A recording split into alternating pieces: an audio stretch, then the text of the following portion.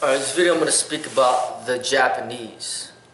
Um, Somebody sent me a message and it almost inspired me to talk about, talk about this topic. And I was also thinking about this myself, to bring up this topic, about the Japanese. And this message just came at the right time. I didn't really read through the person's message because he was pretty upset, and basically the first thing that he said was, I enjoyed watching your videos until I heard what you had to say about the Japanese, and then he was Japanese and he took offense, and basically it would be almost impossible for somebody to enjoy every single video I put out there unless they have a true understanding of my expression and have an understanding that I express myself in many different ways, and sometimes there's a lot of ego involved, sometimes there's not. Sometimes I put a little emotion into it, put some anger into it, put a lot of different things to kind of have a variety of expression that's allows me to have creativity. And sometimes I have things that have a lot of hate, a lot of negativity, and not a lot of people are gonna like that. But now I'm gonna speak about the Japanese again in this video.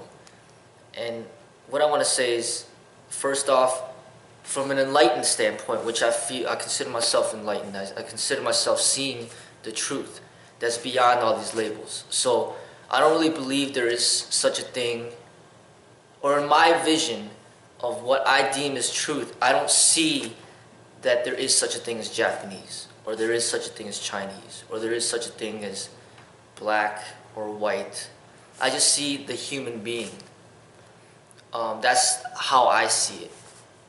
Not a lot of people see that, but that's how I view it. I just view everybody as humans. And what also makes us human, apart from the other animals that do not have the intellect like we do, is that we have this ego that likes to separate. But rather than separating people based on race or culture, I'd rather just separate people based on name and as an individual. Just like everybody has their own individual social security number, everybody has their own individual fingerprints, everybody has their own unique name and their own unique being. There's never going to be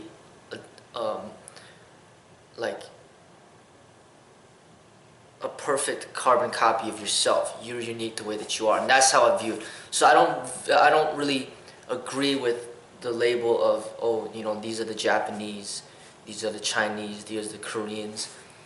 And my vision of my understanding of this truth is kind of hard to communicate to the public, because if you don't see what I see, you're just going to misunderstand typically. So what I try to do is, knowing this truth, I'm not a history person, but the more that I learn about the history, the better I'm able to communicate certain things at the people's level of understanding in order to help them gain the understanding that I'm trying to convey. So I've been recently researching some of the history on China mainly, and then that intertwines with a little bit of Japan and things of that nature. Now, as far as my view on the Japanese, I see them as human, just like everybody else, and I don't discriminate a Japanese person from anybody else. I don't have hatred towards the Japanese in any way. I base it on an individual basis, level. So if I speak to a person that's Japanese, if I feel that they're respectful, they respect me, I'll respect them. There's not going to be any hatred based on past resentment, because I'm not bound by that. And another thing is, I was not even born in China, and I could barely even speak the language. I could barely understand it. I can't read it. I can't write it. I just look Chinese on the outside, but I was born here in America, so I'm more American, or I'm just a mixture of American and Chinese culture and just a lot of different cultures in general. I see myself as a human being that has many life experiences that made up the person that I am today. But my primary language is English, and that's pretty much all I can speak. So I don't consider myself a Chinese person. I don't consider myself like even American, but according to the terms of how we label ourselves, we're pretty much labeled according to where we're born. So if you're born in China, you're supposed to be considered Chinese. But I was born here in America, so I guess I'm supposed to be considered American. But if people look at me, they don't really think that I'm American. They think that I'm Chinese. So then I try to say, okay, maybe I'm Chinese American. But the same token, I consider myself a human being that's utilizing this English language to try to communicate something of truth, to try to gain an understanding. So when I encounter a person that's Japanese, I treat them as a human being. If they're respectful towards me, I will be respectful towards them. I was born over here. I don't really know much about the history in China until recently, where I'm researching a little bit more. So I don't really have held down that past resentment towards like the Japanese that some of the people in China might have held down. So like, no, mainly because of that, I don't really have anything against the Japanese. But doing my research, I have an understanding that there is a lot of tension between China and Japan, between the Chinese and the Japanese. There's a lot of tension. I mean, you see it all over the media. I mean, even somebody that I highly admire, Bruce Lee, a lot of his movies are pretty much about the Chinese, like standing up against the Japanese. A lot of it is just almost like a hatred towards the Japanese. And the Japanese are trying to oppress the Chinese, and the Chinese are trying to stand up for themselves. So a lot of his movies are like that. Even the Yip Man movies, the Yip Man series, I mean, it was about the Chinese against the Japanese. Japanese trying to repress the Chinese, oppress the Chinese, and then the Chinese standing up against that oppression. So it's almost like the struggle between the whites and the blacks, or the blacks and the whites. You got a lot of that tension between the whites and the blacks. The whites, came over here, and then they shipped over a bunch of the blacks to turn them into slaves, and then there's that past resentment. That's why there's all that racial tension here in America between white and black. But overseas, it's not really white and black. It's more, or in China and Japan, it's not white and black. It's Chinese and Japanese. Now, they almost look the same, but it's just a clash of culture, or just a clash of government. And it's just the nature of war between people. It's like you might look alike, like Chinese and Japanese look alike, but then they're still in war with one another. And then the blacks and whites, they don't look alike, but they're still in war, and then they try to turn into a racial war. So now it's just like in China and Japan, it's more of a cultural war, from what I see. So based on past history, I think that I don't believe in the whole style in the martial arts, because styles in the martial arts is similar to like racism, and it's basically going back to just segregating people based on differences and labeling them to be different. People, Africa, China, Russia, Japan, U.S., Canada, and Mexico. You're just labeling everybody to be different, and that is essentially what breeds conflict. War between nations, war between countries. So understanding the politics of how it is out there, and understanding the history, will give you a deeper understanding of the martial arts and why it is the way that it is, why it's so corrupted. I see martial arts as a whole. I don't see the Japanese way, the Chinese way, the American way, the Mexican way, the Brazilian way, or whatever way, the Korean way. I don't see that. I just see martial arts as a whole. But everybody else is separating themselves into these different categories, and is creating a lot of conflict and tension. So what ends up happening is, the Japanese will say that we have our own expression in the martial arts. This is the Japanese way of fighting. And then now they say that there's the Chinese way of fighting. And really, based on the history, watching movies like The Last Emperor, um, and knowing a little bit more about World War II and pretty much what Japan was trying to do. If you watch The Last Emperor, if you read up on the history, and you find out the history of Japan and what they did to China, you would start to understand why there's so much hatred in the Chinese towards the Japanese. If you look into what they call the rape of Nanking, it's like basically from the history, from the information that I saw, is basically like Japan was trying to overtake parts of China. You know, Japan was trying to take over like Mongolia and just keep going forward. They're just basically trying to occupy more land. Just like, you know, Christopher Columbus coming into the U.S., into America, and just like blasting away all the Native Americans and then just being, we own this place. That's kind of what the Japanese were trying to do to China back in the day. So they were trying to occupy more land. And they were just killing killing off a bunch of Chinese in the process of doing that. So that's why there's a lot of that hatred between the two. Okay, so that's what happened. And then they were basically like just killing off a bunch of Chinese people, trying to occupy more land. And then what they did, this is a fact, with the Pearl Harbor, they ended up bombing America, you know, with the Pearl Harbor.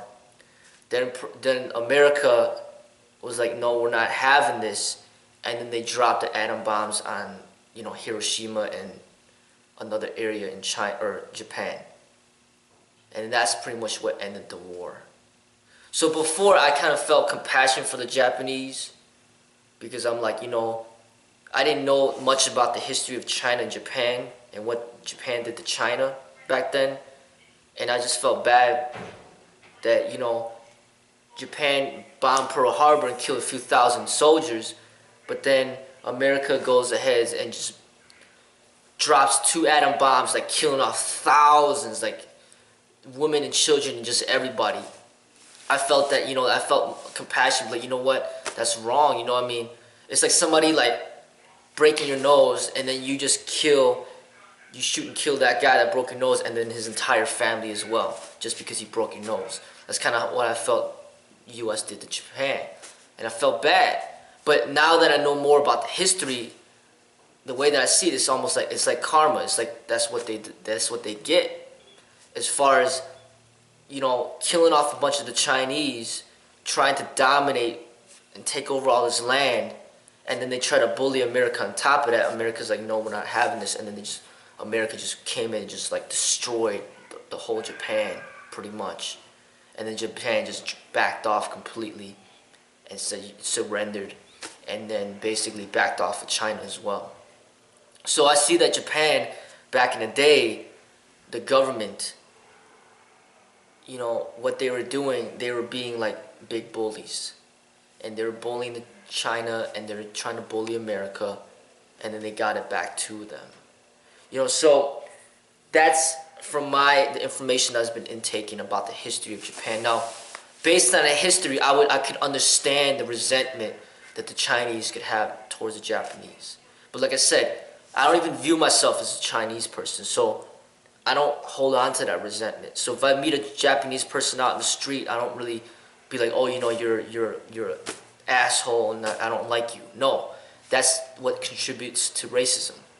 You know, I don't believe in I don't practice racism, and I don't promote racism. I promote people to treat each other as individuals. But knowing about that history, I understand the history, knowing the political history with the wars between the countries of Japan and China, it gets you to understand more of the history of the martial arts. Because Wushu, or Chinese martial arts, Kung Fu they might call it, is the origination of martial arts. And Japan got their inspiration of their expression from China. And everybody basically took off of China. Now, war has been around since the very beginning. So no matter if it started in Egypt or Africa or wherever, war has always been here. But martial arts is beyond just war. Martial arts integrates spirit to combat. And that's originated in China. It originated from Bodhidharma, who basically was a Zen master who specialized in meditation and spiritual development. He went over to the Shaolin and saw like a bunch of monks that were just like low energy and just frail, weak. And he developed the method of training to help them become stronger and to get better health while they practice their meditation. And that was the beginning of the development of the Shaolin Kung Fu, and that was the beginning of development of the real martial arts. Not just combat, but the real martial arts, which integrates the spirituality into the way of combat. That originated from China. Japan got their inspiration from China, and if you look up to the history of the karate, the original meaning is the Chinese fist. So they saw some Chinese people practicing martial arts and they wanted to create their own brand, and they labeled it karate, which meant the Chinese fist. And then later on they changed it to empty hand or something like that, or empty hand combat. But they took their ideas from the Chinese, and basically some people went off into a good direction with it to continue to promote the peace within the martial arts, like the Aikido founder. I agree with his teachings, I promote his teachings, and he's a Japanese person. I'm not against him just because he's Japanese. I'm actually promoting him because he was integrating the spirit within the martial arts. He didn't let it get overly yang or overly aggressive. So, you know, he was a good example of somebody that took the good from the Chinese martial arts and continued to promote the good. Somebody else that might have been doing it, I don't know too much about it, but judo, which is supposed to be following the way of the Tao. But then there's the very much corrupted versions of what the Japanese took out of the Chinese martial arts, and they turned it into something very hard and aggressive and very yang and like more bullying. And I don't respect that, and I don't promote that. And that's a corruption of the real martial arts, and the corruption started from Japan taking what they wanted out of China, out of the Chinese martial arts, and corrupting it. And then basically the karate was much more well known than kung fu or wushu in America, because Japan pushed that agenda to America to profit and basically make it seem as if they created it on their own and they originated it when they didn't. So they used it for profit purposes over to America, and then Americans, everybody's talking about karate, and they're not even referencing kung fu or wushu. Everybody's giving credit to karate, and that's one of the biggest things that annoyed Bruce Lee, because he knew that it started, from kung fu. It started from wushu, not from karate, but that it started from wushu and kung fu. But the Japanese made it perceived to America that no, we created this. No, they didn't. And Bruce Lee was really upset about that. And they were getting the credit that China deserved. So it's just like the copyright violations. I mean, say you write a book, and then you're not selling the book, but you're sharing it with people, and all of a sudden somebody from Japan finds your book, copies your book, profits off your books, makes millions, and then gives no credit to you. That's kind of what happened, and that's not right. That's against the law, and that's basically what goes on in the world of politics. This is a lot of corruption. So the Native Americans are just hanging out in America, and then Christopher Columbus comes along and just kills them all and takes over. So Japanese are kind of going over to China, taking what they want, profiting off of it, marketing it to America, saying that we created this, we're going to make money off of you guys practicing karate, and not even giving credit to China or wushu or kung fu. So it's like the Chinese being upset about the Japanese about from the rape of Nanking, where the Japanese soldiers is coming out and killing a bunch of Chinese people for no reason, just because they want more land or they want to overtake them. It's exactly what happened with the martial arts. Chinese people are practicing martial arts in a peaceful way.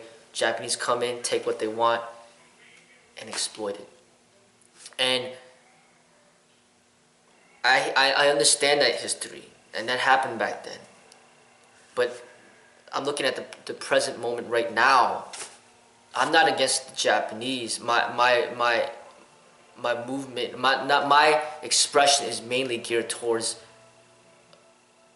my anger towards the MMA, the UFC, and cage fighting. It's not about the Japanese. It's not about the white people, the black people, or the Brazilian people. My main problem is against the MMA, the cage fighting, the UFC, the Pride, the Strike Force, those organizations that are promoting like brutality and violence in the martial arts and profiting off of this violence.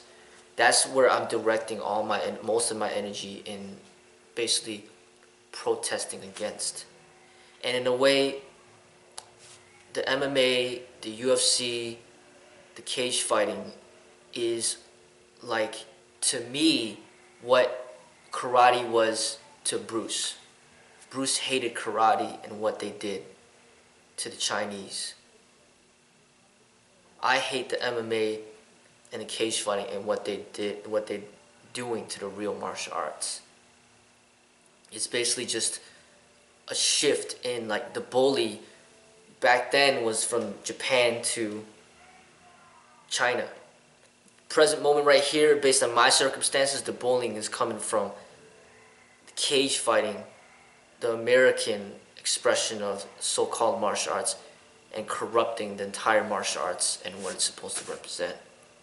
So that is my position at the moment, and I'm not basing it on race, because anybody could practice MMA and cage fighting regardless of the race. You could be white, Chinese, black, Korean, Japanese. You could be any race you want and practice MMA. So I'm not directing hatred towards races of people. I'm directing hatred towards people that are expressing violence, in the martial arts and profiting off of it and hurting other people and misrepresenting the martial arts. That's a decision, that's an action that you're making. It's like me speaking against murderers and killers. I'm not being racist. I'm speaking against people that are taking violent actions, and I speak against that. People that do the Virginia Tech, the people do the Boston Marathon bombing, the people that just go up and shoot people for no reason. I speak against that. I speak against war. I speak against the UFC, the cage fighting. But I don't speak against the Japanese, because I don't believe, I'm not promoting people to hate somebody just because they're Japanese. No. I don't believe that all Japanese people are bad people. No. But I can say that everybody that's involved in MMA, there's something wrong up here. They're not necessarily bad people, but they have a lack of understanding. It's like they basically are doing something wrong and they don't realize that they're doing something wrong. It's not that they're bad people, they're just misguided. So they need to be educated, and they need to be, in a way, they need to be educated. Because they have to realize what they're doing, to themselves, to other people, and what they're representing, the damaging effects of what they're representing within the martial arts. So everybody in prison, if they are all guilty of their crimes, they need to be reformed, they need to be educated, they need to learn from their mistakes. In a way, like, MMA and the cage fighting is like the prison of the martial arts. It's like these people, there's something wrong. They need to be educated. They need to learn like what they're doing is not right. So I'm not speaking against the Japanese, but if I take myself back in time and I place myself in China back in that era, and then I'm witnessing a massacre of like my family by these people that are called Japanese soldiers, and they're killing off my family. They're killing off my uncle, and my aunts, and my cousins, and my father and my mother. They're just killing everybody just to kill them. And then I'm the only one that survives. Of course, I would understand why they have so much hatred towards the Japanese, because that's what happened, right before your eyes.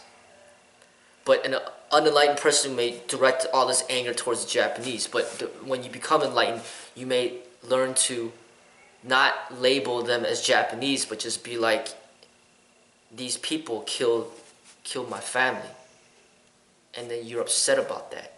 But not necessarily all Japanese people are bad. It's just that I guess the leaders of this country have inflicted this violence towards my country. And you feel a lot of pain and suffering for that. So it's a difficult thing. Just imagine, if the country of Japan, the leaders of it, directed their soldiers to kill your entire family, how would you feel? And where would you direct that anger and hatred and aggression towards?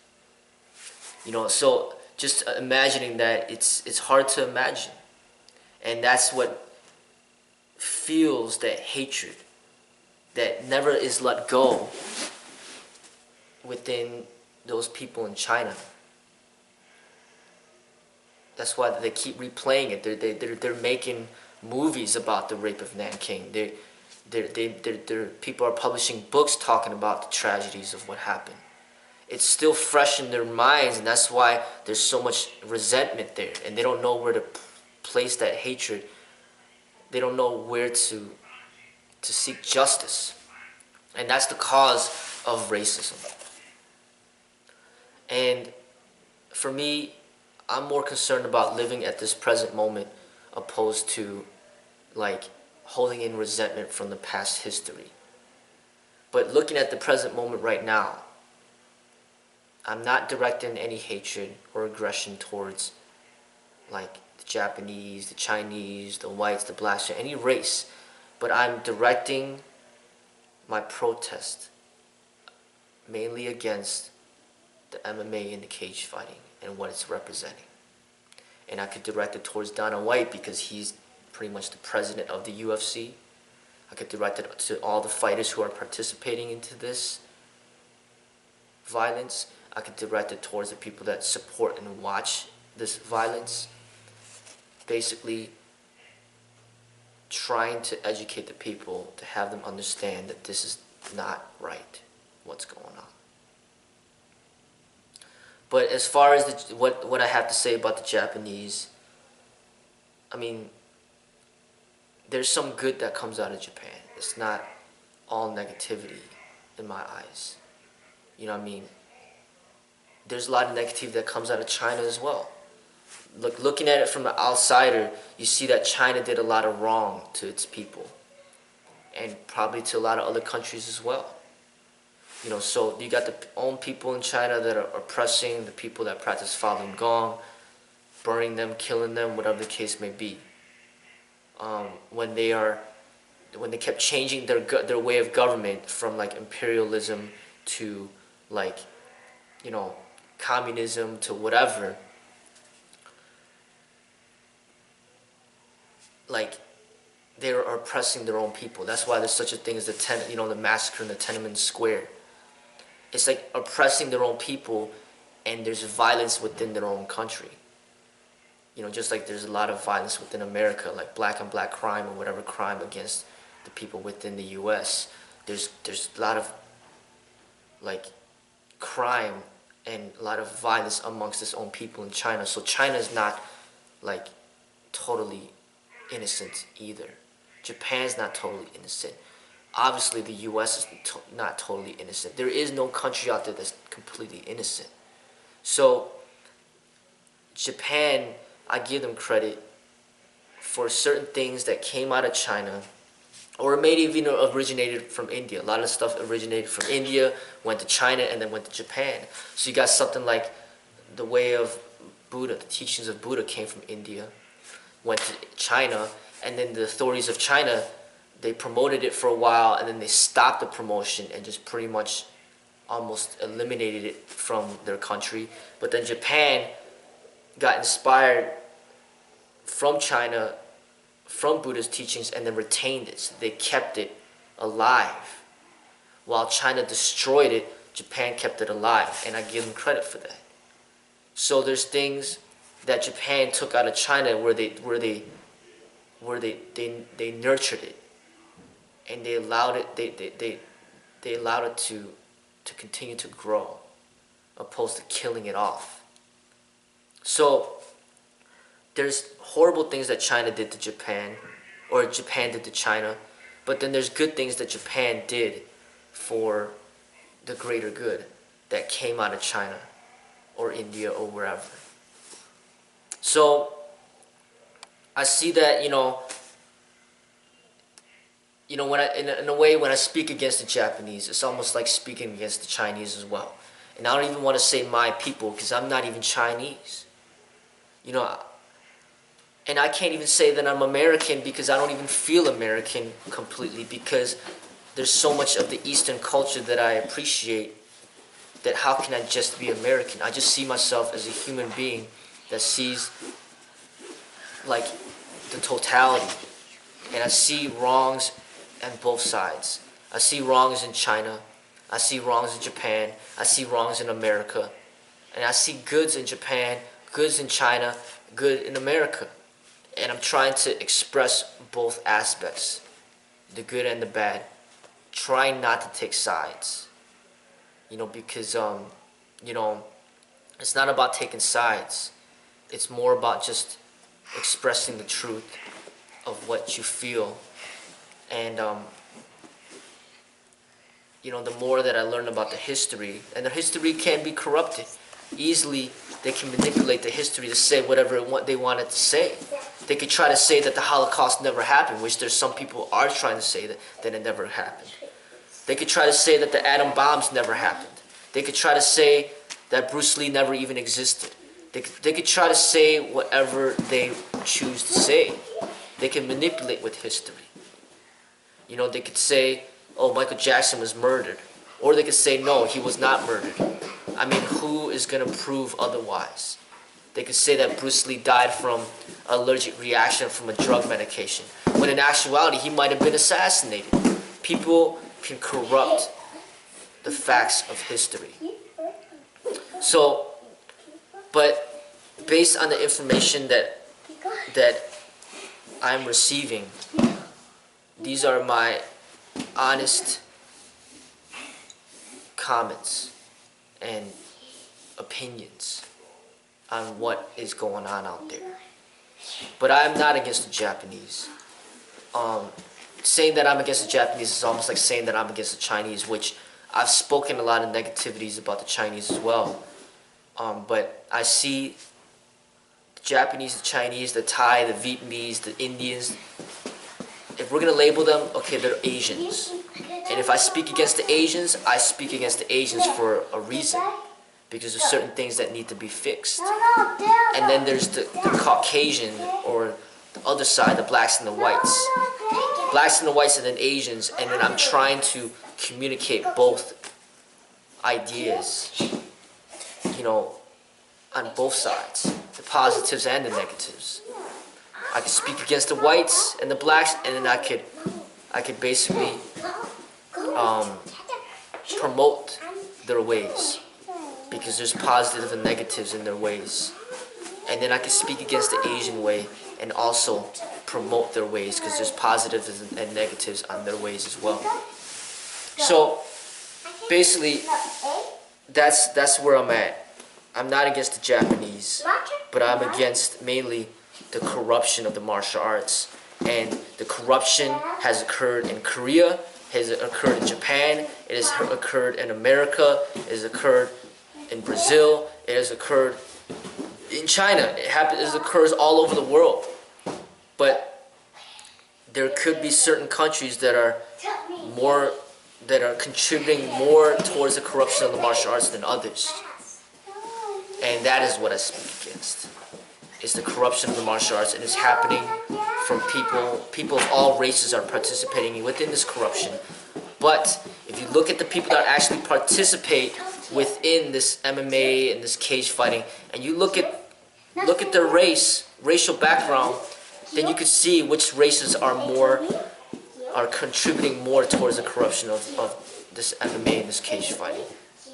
And then you could say that these people, they need further work in understanding about the real true aspects of the martial arts, which is not about this violence, and that's pretty much what I'm expressing, and people could talk trash about the Chinese, but I'm not gonna really be too much fazed because I don't view myself as a Chinese. People could talk trash about white people. I'm not gonna really feel too much phase because I'm not white. People could talk trash about black people. I'm not gonna really feel too much phase because I'm not black. I don't really put myself in a category to allow myself to be offended. I just say that I'm a human being. People want to talk trash about me and bring down my name and say Freddie Lee's a effing asshole, whatever they want to say. They want to bring down my name. I still won't even take offense much either because I expect that. I know that people are going to talk about me in a negative way. Talk about me, talk about my race, whatever the case may be, but I'm outside of that. I'm just basically like not allowing myself to feel connected to any certain group of people. I don't feel I belong in any group because that's not the way. I see that I'm just a human being. But most people don't view it that way, and that's why they take offense to a lot of things that are said. But it's hard to communicate something to the people when they lack the understanding that I have. But that's why I had to speak in terms of what most people or the masses are accustomed to. And in doing so, it's going to create a lot of misunderstandings. But that's it.